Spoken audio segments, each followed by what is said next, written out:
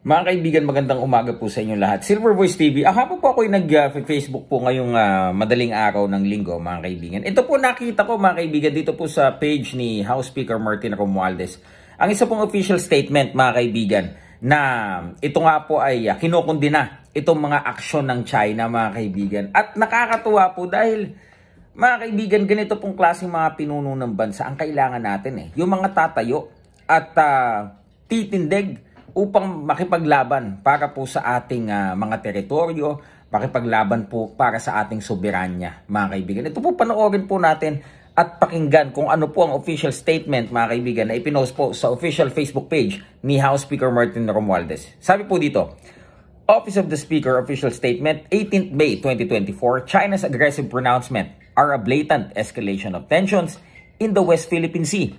These unilateral actions flagrantly violate international law and the established norms that guide the Philippines and other law-abiding nations with claims in the South China Sea. Ito po kasi, mga kaibigan, meron po tayong mga international law regarding po dyan sa laws of the sea, laws of the land, mga kaibigan, na sinusunod po ng mga magkakapit-bahay na bansa. Ito pong China, tila baga winawalang bahala ito at kanila pong pinanghahawakan ng kanila pong sariling ruling regarding that. Ito ay aming lumang mapa, ito ay sabi dito sa aming lumang mapa, ito amin ito. International law na ang atin pong sinusunod ngayon eh. Hindi na yan, obsolete na yan, yung mapa ng China, mga kaibigan. Sabi po dito, China must respect international rulings. Ito na nga po.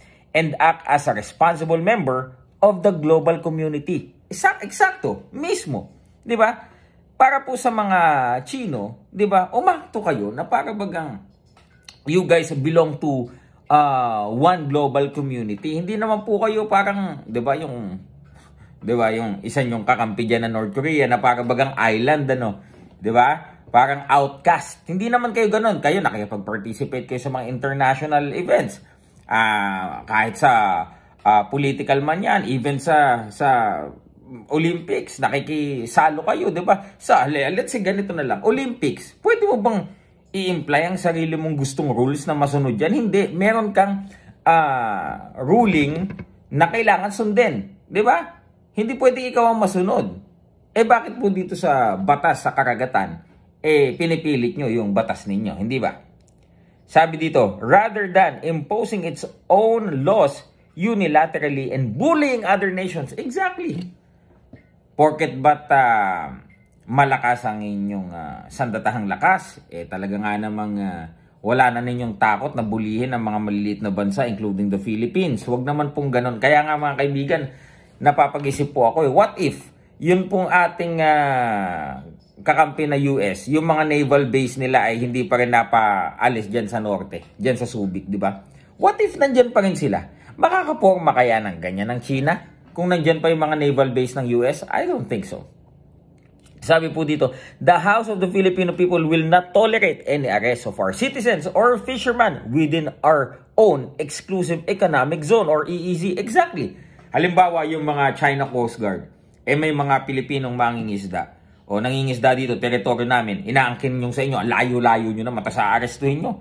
Naturalmente, hindi kami papayag at dapat din lamang naman na hindi tayo pumayag, mga kaibigan. Kaya nakakatuwa po na meron pong isang House Speaker Martin Romualdez na tatayo at makikipaglaban para po sa atin. Hindi ba? Aresto kayo dito, teritoryo namin to. Anong pakialam nyo sa amin, di ba? Daanin lang kaya natin sa boxing China. Sino po pinakamagaling yung boxer dyan, di ba? We will firstly defend our sovereignty and ensure the safety and rights of our people. Exactly.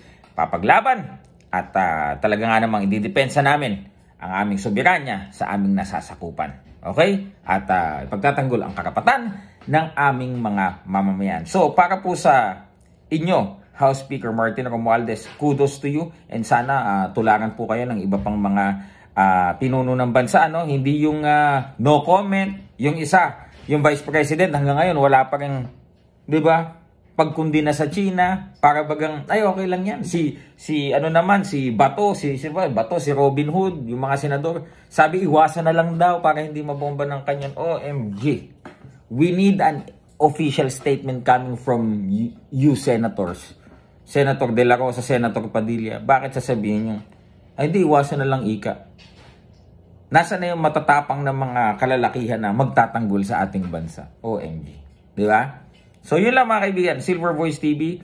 Magandang umaga po ng linggo sa inyo lahat. I-share po natin itong video na ito at comment down below ano po ang inyong tawag dito, komento hinggil po dito sa patuloy pa rin na pambubuyo ng China sa West Philippine Sea. Magandang umaga po sa inyo lahat.